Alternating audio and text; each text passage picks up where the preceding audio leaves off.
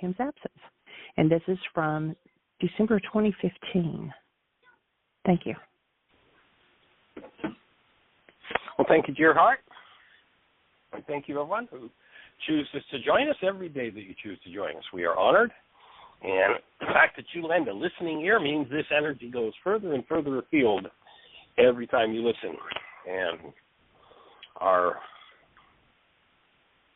purpose in doing this show is to provide a space of support for people to understand the first century Aramaic forgiveness process in particular, and how that fits into the dynamic of shifting life out of sadness, rage, fear, pain, drama, and trauma into living as we're designed to live as true human beings. And our definition of a human being is very simple, and that is hold a newborn child. You know what a human life is. That awesome, sweet presence of love is where we're each designed to live, and where, if we choose to engage in forgiveness, we can be living.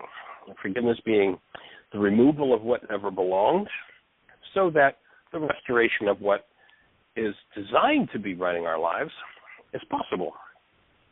So once again, welcome. Delighted that you're here. And we started the week off yesterday with some history with Gail and David and Dr. Tim. I'll share a little bit coming from the AA perspective. And our purpose in covering this conversation is we've, of course, along the way, run into and worked with a lot of people who've been in the AA tradition and who've gotten to a space where they live a clean and sober life.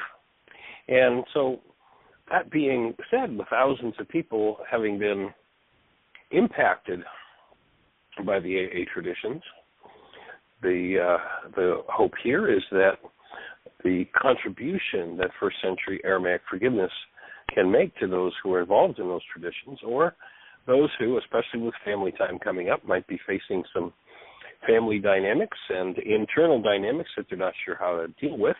We want to be of support in helping to shift those dynamics from sadly, the rampant pain of the world and bring us back to the state of true beingness, back to the state of love, and provide the tools and the support for doing that. So we're honored that you're here with us. And Gail, are you there, young lady? I am. I am here. Well, good. Awesome. Well, we enjoyed your input yesterday. It was good to learn a little more of the history of the AA program and where it's been.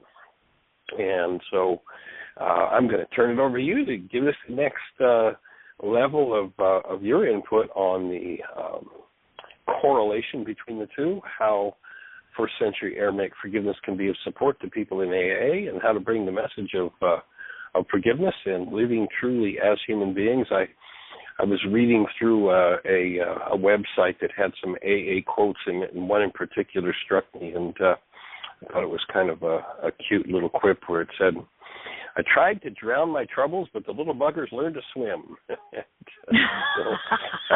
was good. that was cute. So we invite people. It is, and invite people to let go of needing to drown their troubles and forgive them instead. So what's on your mind? What's on my mind is, of course, after I got off the phone after the program yesterday, I obsessively went through everything that I thought about and discussed and said, and I saw some holes in some of the things. So I wanted to fill in some holes and some gaps. Great. And contribute some more of the influences that influenced the early founders to make the decisions that they made. And then if we still have time, to talk about where I see the steps in the wake-up sheet or the worksheet, and cool. And go from there.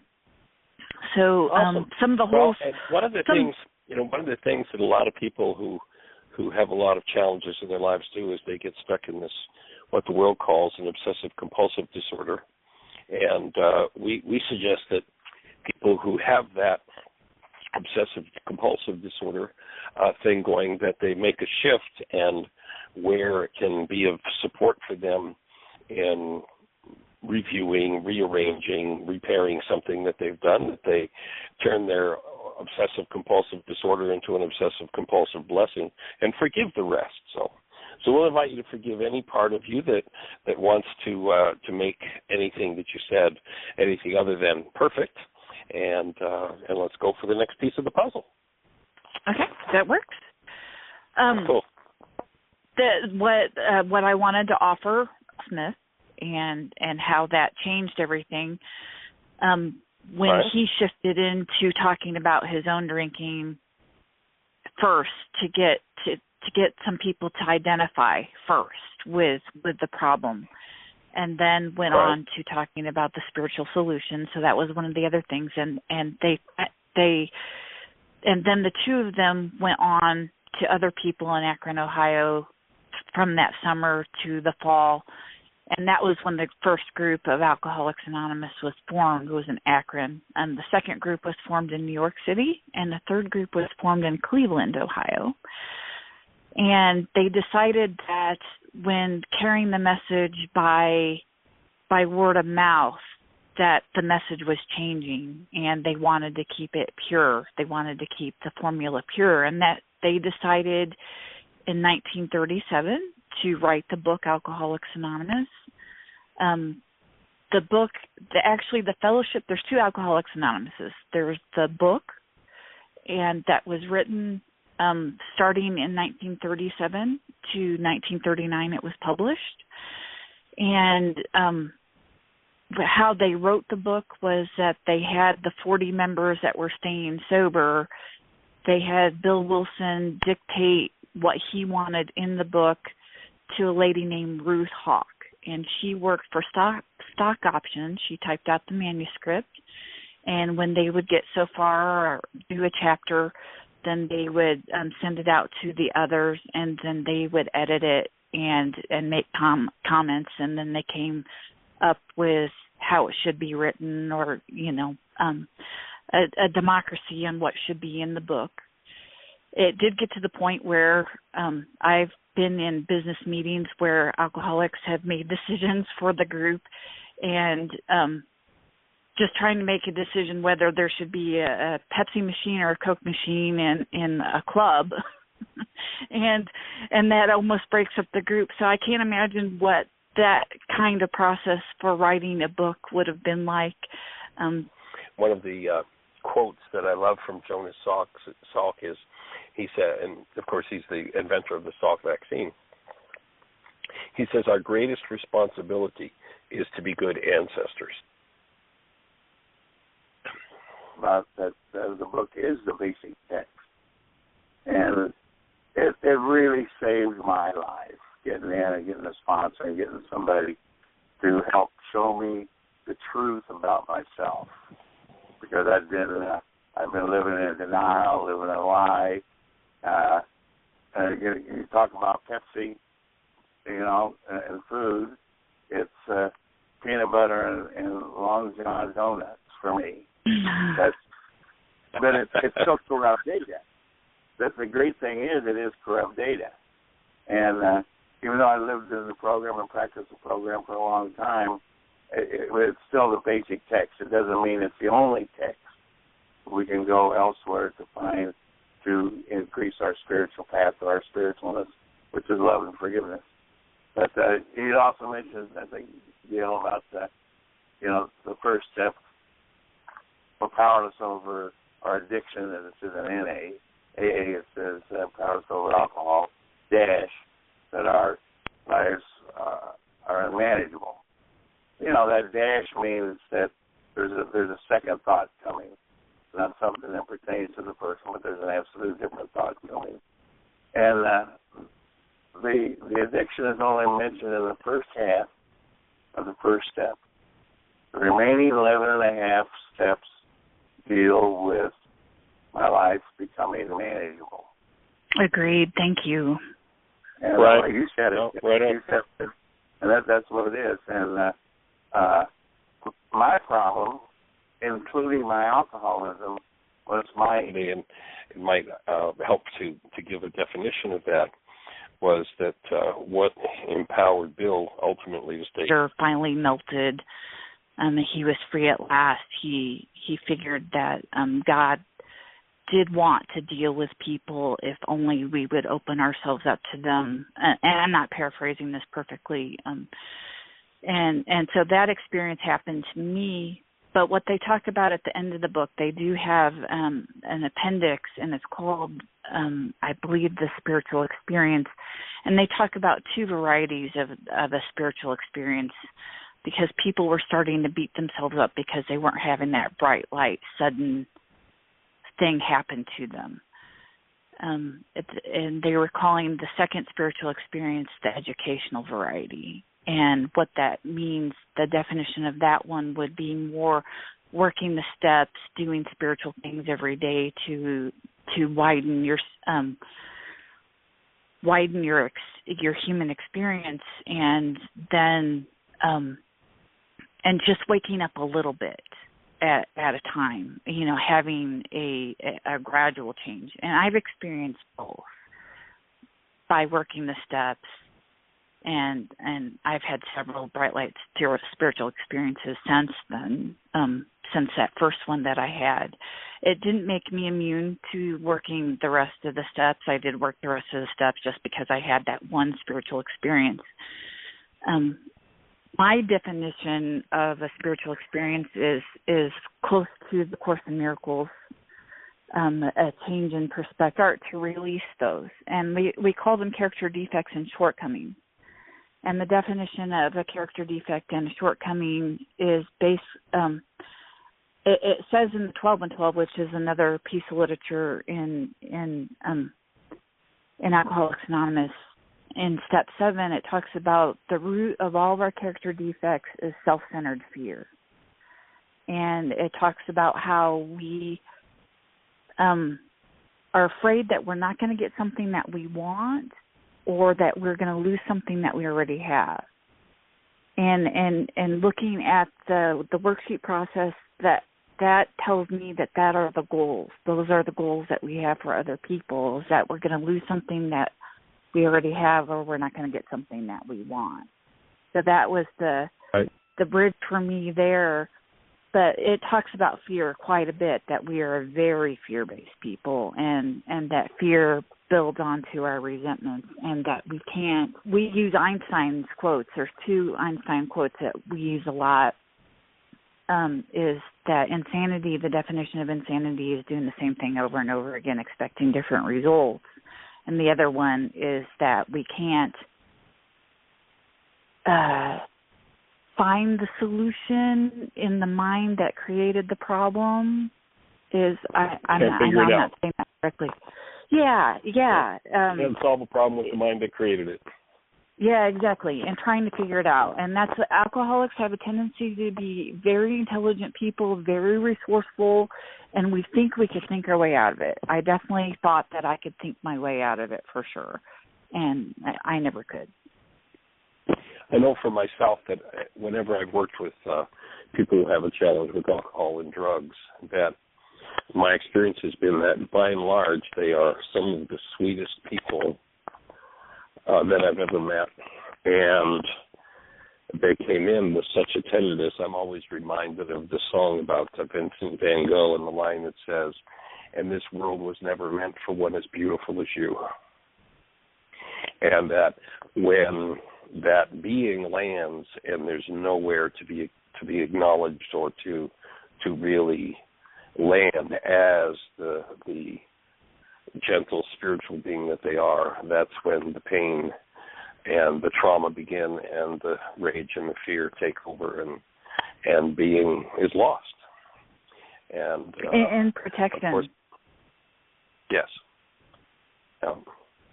And the being is lost to all of the defenses, all of the offenses, all of the pain and the trauma. And one by one, those things need to be faced. And just to reinforce for anybody that might be new, the whole goal process, part of the process with the forgiveness from first century Aramaic, is that recognizing that what drives perception, and if our perception is based in pain, it's because it's being driven by something, what always drives perception is goals. And as you say, there are two of the root ones are, I've got something, I'm afraid I'm going to lose it, or I'm afraid I'm not going to get what I want. And so the goal, when it links to hostility and fear, then it creates perceptions based in hostility or fear, and that tends to lead, in my experience, to so much pain that people sooner or later have to find themselves an anesthetic. And they experience alcohol as a relief from pain rather than the toxic substance that it is.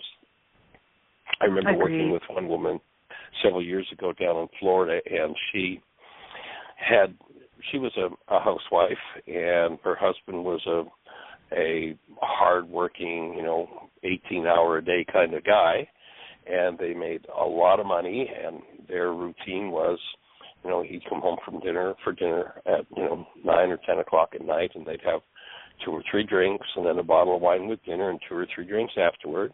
Didn't classify themselves as alcoholics, but that was a 7-day-a-week routine. And when she started doing this work, she chose to give up alcohol. She just, made that choice, not necessarily thinking of herself as an alcoholic, but realizing that it wasn't productive or supportive for her, decided to give it up. And it had been a period of about 5 years that she hadn't touched alcohol. And she shared with me in a private session that she had gone to a party and somebody offered her a drink of hard liquor.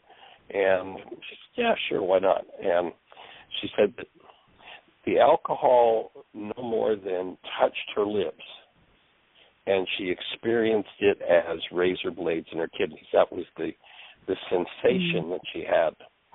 And my offering is that the reason why people have that attraction to alcohol is because they don't experience it as razor blades in their kidneys. There's so much pain that they experience it as relief from pain. You take 2 molecules of alcohol and you take the water out, you've got ether. And people are anesthetized, so they experience being anesthetized and, without awareness of pain, go, this is good stuff. But once one starts to forgive and remove their pain, then they'll experience that as the toxic substance that it is, and the attraction will just disappear. And I've seen people, for years and years and years who don't necessarily go into a 12-step program really kick into the forgiveness process, and there comes a point where they just give up addictive substances because my take is they start to experience them as what they are rather than relief from the pain that they didn't know they had. So it's powerful when people start kicking in and the core of forgiveness, canceling goals, that then allows them to drop into the part of the mind that holds that kind of pain and directly bring the presence of love to that part of the mind to enhance healing. So it's powerful to watch that happen. Agreed. One of the things that I've experienced, and by listening to speakers and being able to identify what the speakers are talking about, is alcoholics have a tendency to be very sensitive people, which is something that we're very sensitive. We just came into this world not wired, or I would say with our wires exposed more than, I'm putting in air quotes, normal people. And so the need, since we're so sensitive, that the need to anesthetize seems to be more necessary. And one of the descriptions that I heard is that alcoholics have a tendency to have like this invisible spring in their gut, and it just gets tighter and tighter and tighter. And they use alcohol in order to release that spring. And another example that I've heard was about feeling like you were born with ground glass on the inside of the skin, and as soon as that first drink was taken, that alcohol seemed to smooth out the glass. And the best example that I heard, and this describes me to a T, is being 30 seconds from having a screaming fit and always feeling like having to have the bells and the whistles and the mirrors and the smoke and all that going on so people wouldn't get close and really see that emptiness. And that's what I felt like. I felt like I was just on the verge of a nervous breakdown all the time. And I can remember feeling this from probably the age of 4 or 5, and always feeling like that, and knowing when I took that first drink that I found something very magic that was going to calm all that down. Yeah, you mentioned yesterday, and I didn't get a chance to go back to it, that you remembered having your first drink at 5. Tell us more about that. Yeah. My dad had a shiny Budweiser box in the bottom of the refrigerator, and he was reaching for a beer. My dad is not an alcoholic. He is a compulsive overeater, and I would just like to say that my first drug of choice is sugar, and that's something that I very much, food is my first love. Sugar is my first love, and it's something that I went back to when you were talking about the reiterating what I said about the drunk squad of the alcoholics that were attending the group. When you're talking about cross addicting to nicotine and coffee, during meetings, as soon as alcohol and the drugs are gone, I went back to Pepsi and gained a lot of weight. And so Pepsi and sugar is definitely a struggle for me that I still deal with today. And it was a struggle down in Florida when we went to the Fresh and Raw, when they had the cans of soda behind the counter.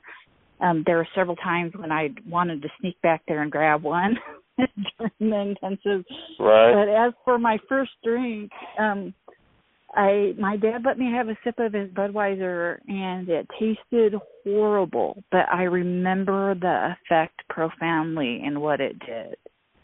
But I didn't connect the dots to that until I got sober. And then I remember my next drink, and that was one of the things that I heard other people talk about when they talked about their first drink. Normal people don't remember the first time that they tried their parents' alcohol. And so I'm like, I must be an alcoholic if I remember this at 5, and if I remember that.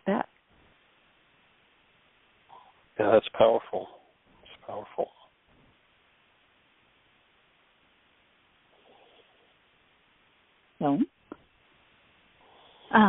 So we're here to hold space for all of that to open and heal. Go ahead. I guess the other things that I was going to offer about influence is the Beatitudes in Matthew 5 was something that they used before they wrote the big book of Alcoholics Anonymous. And one of the key people that they turned to for that was Emmett Fox, who wrote a book called The Sermon on the Mount, where he takes the Beatitudes in Matthew 5. Well, we will proceed. What I saw in the worksheet process, and there's so many different carryovers at different times, too. I will start with step 1. The step 1 in Alcoholics Anonymous is we admitted we were powerless over alcohol. Then there's a nice little dash, and then it says that our lives have become unmanageable. For me, my thoughts are that it says that we're powerless, that is about the physical. It's about the physical allergy. For me, that's 10% of the problem.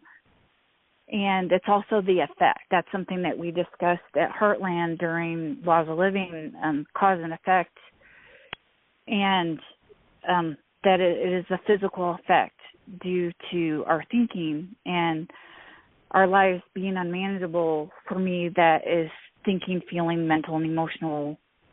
That's 90%. And it's the only step that talks about the problem. And also the rest of the steps, when we work the rest of the steps, then our thinking changes, then our feelings change, and then we start to connect to the God of our understanding, and we don't have to drink again. And so, and that's 90%, and that is cause. And, just from Abraham Hicks, the new, well, not necessarily the new, but the reemergence of the law of attraction is that we need to change cause instead of, changing effects or changing effects for effects. So I see that anything that we're powerless over is always 10%, is always in effect. And anything that is unmanageable is about our thinking and feelings. And we drink over our feelings. We want to change how we feel. And since a thought comes first and then we have feelings, we need to change our thinking or we need to change the cause. And we're able to do that when we work the rest of the steps. How I see that correlated is, one, the steps in the worksheet process is that the problem is laid out in 1. And when 1A, we put our name. 1B, we put down how we feel. But sometimes we don't know how we feel, so we look at what our thoughts are in 1D. And then we talk briefly about what happened, my story. And then the object of attention. So I'm seeing that as correlating into step 1, being the only piece of material that talks about the problem and the effort to change my thoughts or to recognize my thoughts in order to recognize how I feel in order for those to change in the rest of the worksheet. So should I stop here to see if there's any other comments right now? Or? Well, I'd throw in the thought that when that denial game takes over, that's when we lose contact with the part of the mind that holds pain. And of course, if we don't have contact with it, it's going to simply run rampant and leave us in that powerless place. And the behaviors, the perceptions that come out of a part of the mind that we hide from ourselves, and the staying in the process of denial is what keeps us locked in that cycle, because we can't honestly face what's hidden as long as we're in that denial place. As long as I'm talking about you and how you made me mad or you hurt me or that upset me or this disturbed me, then my denial keeps me separated from that part of my mind that holds my pain. And that's what I need to access to bring healing forward.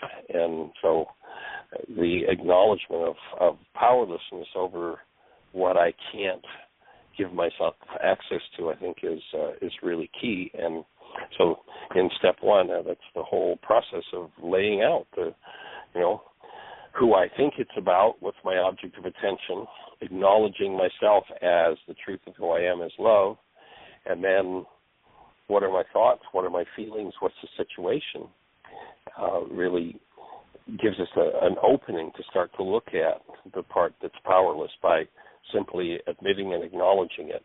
And so to me, that's kind of how step 1 correlates in that regard, and to recognize that, this body-mind unit, the carbon-based memory system, has a purpose, and that's to make real who we are, to embody as love, and that can't happen very well if it's filled with all kinds of dissociated content that's unresolvable. Absolutely. Yeah. And I read down farther, and I looked at the I want to punish by, and I as an alcoholic, for me, I appreciate this part so much because I think that because somebody is not doing it my way, that I have the right to punish. And one of the things that I learned in Alcoholics Anonymous is, I heard a lot of old timers say, don't drink, don't drug, don't hit. And I'm like, what? Why? Why would you say that?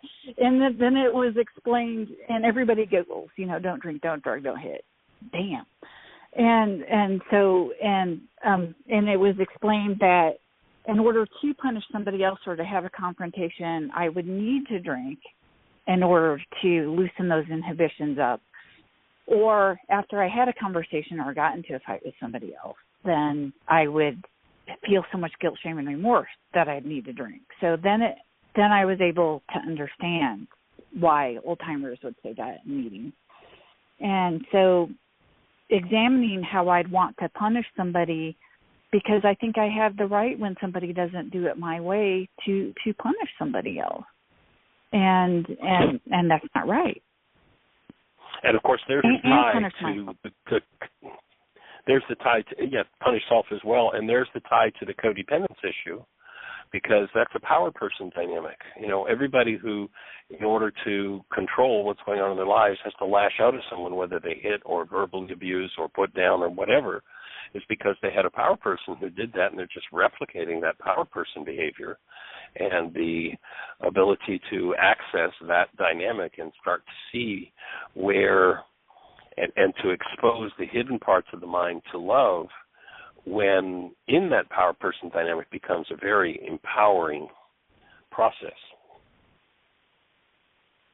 Understood.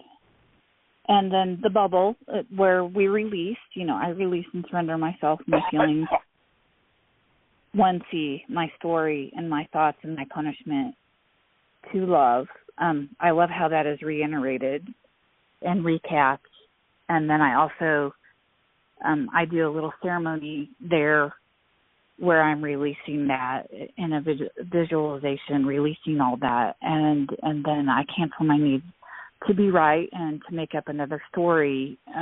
Definitely looking at this is a story, and that I could very easily have another story replace the story that I'm releasing.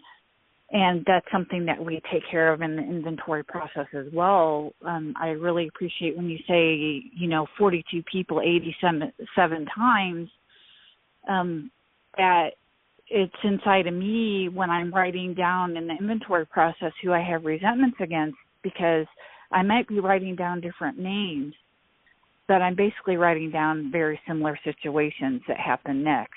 And it offers an opportunity to see how I'm manifesting the same story over and over again, just with different people. Yeah, the tie, in the fourth step with made that searching and fearless moral inventory of ourselves.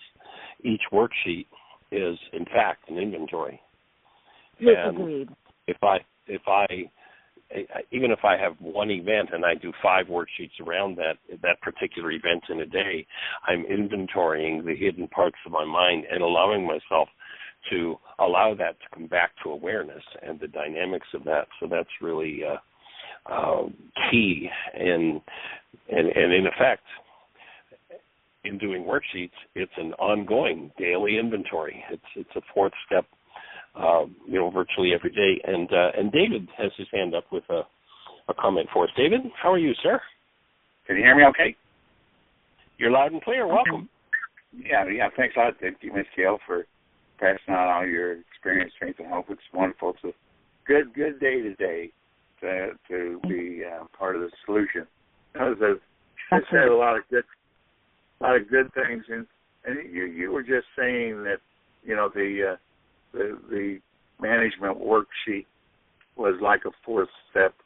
And, my personal experience, those sites, it's the management worksheet is all 12 steps.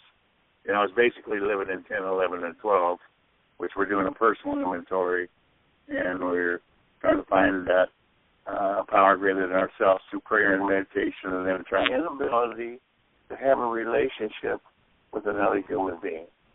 I didn't know that at the time. I had a great relationship with the thoughts in my own head, but those were poison. And it led me around, and it made my life totally unmanageable. My mind was controlling me instead of me controlling my mind. And this is where the forgiveness worksheets, helps me along this path, plus all the other seminars that goes into the profiling of that worksheet too. The power person, and are you getting the stress you needed, and responsible communication, and mind shifting, and on and on and on. But and you mentioned that one quote and about doing the same thing over and over again and expecting a different result is a form of insanity. And my mind goes to the left-hand column of the things that I've done that I'm ashamed of, and the right-hand column, which is all about the newborn, which is all about love. And when I'm in the right-hand column about all the negative stuff, doing the same thing over and over again, expecting a different result, it is insanity. But when I am just trying to get over in that human being side, that loving side, doing the same thing over and over again, expecting a different result, becomes progress, not perfection. And that's using the same words, but now the motives are different, my insides are different. It's away from my head and into my heart, and that's just a beautiful thing, to discover that. Powerful. The other thing, right. The other thing that you mentioned was about our emotions, and one of the big things, big tools I picked up from Dr. Rice and except there, that drawbridge, confusing the trigger with the mechanism.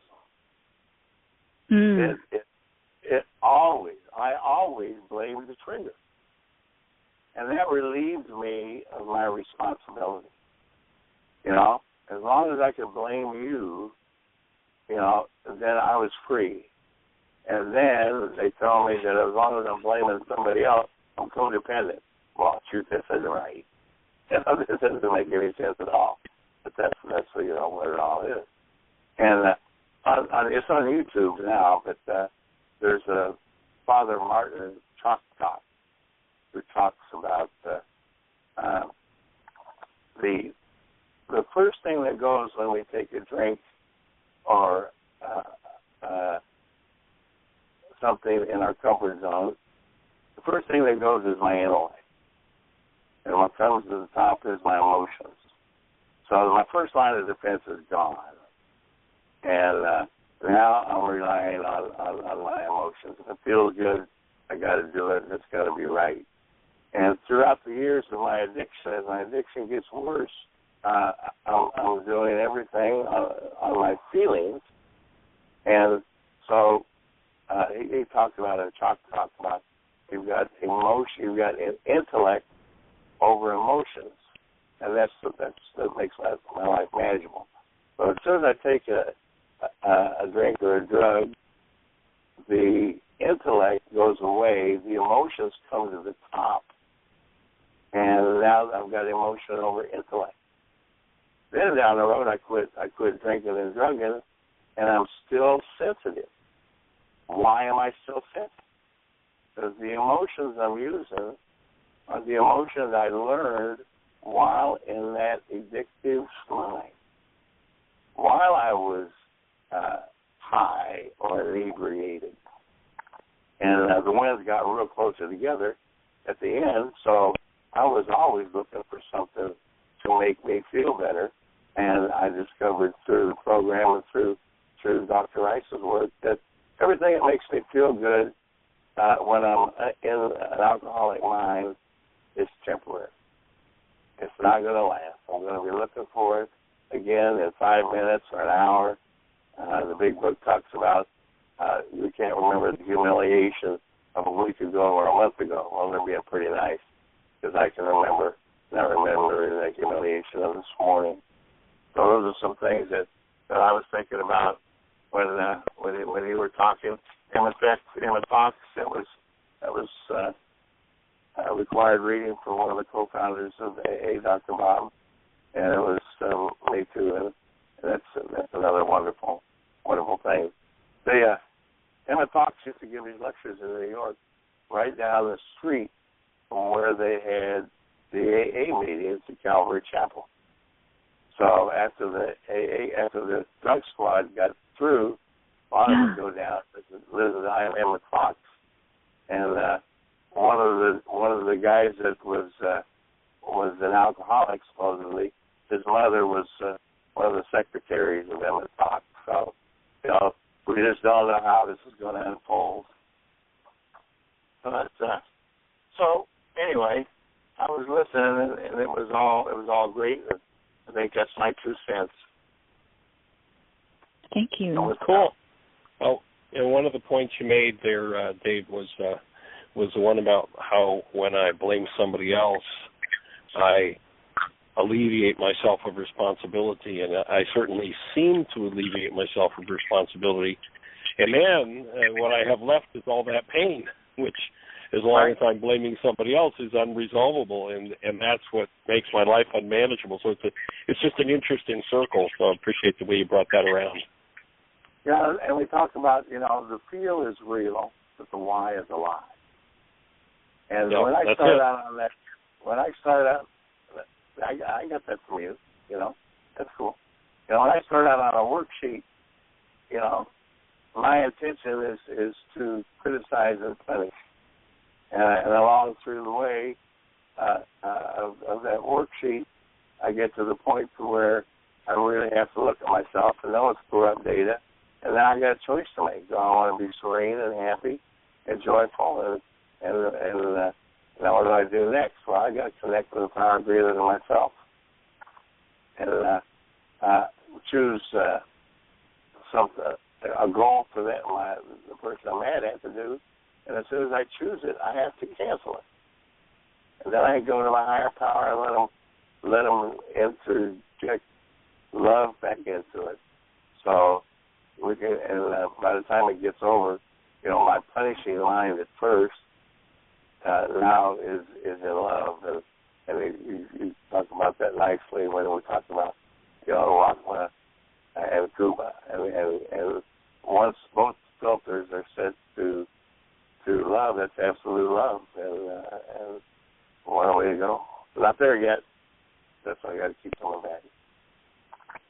It is a process, a lifetime of work. Yes, the habit of alcohol is not created in a day. I think it's a multi-generational process, and so of course it's not undone in a day. But the truth is that people, if they choose to pick up the tools, and again, especially with the holidays coming up and the free flow in many cases of alcohol and hostility and rage and guilt and old family dynamics, that one who chooses to use the tools can still participate in those family events and be in a centered, connected, loving space rather than impacted by the things around them through the things they've hidden from themselves. So the ownership of those parts of the mind are such a big key, and that to me is one of the reasons why the inventory aspect of the worksheet is so powerful,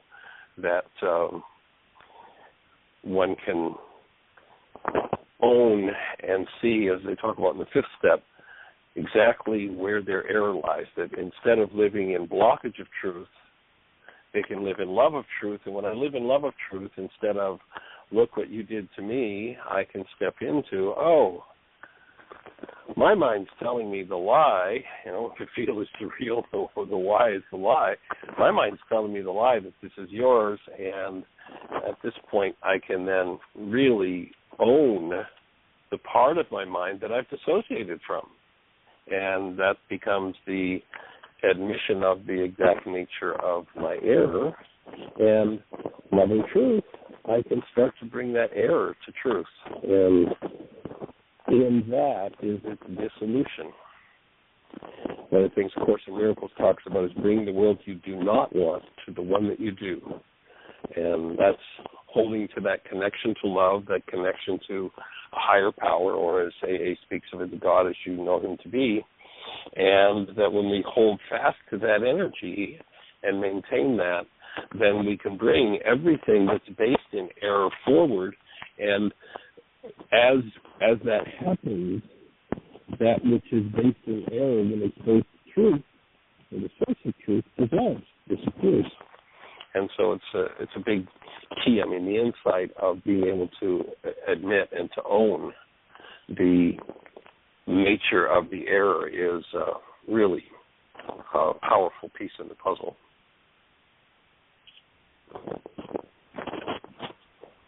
Right. I'm gonna let you go and finish off the next 5 minutes. So I'll talk to you tomorrow. Okay, we appreciate your blessings.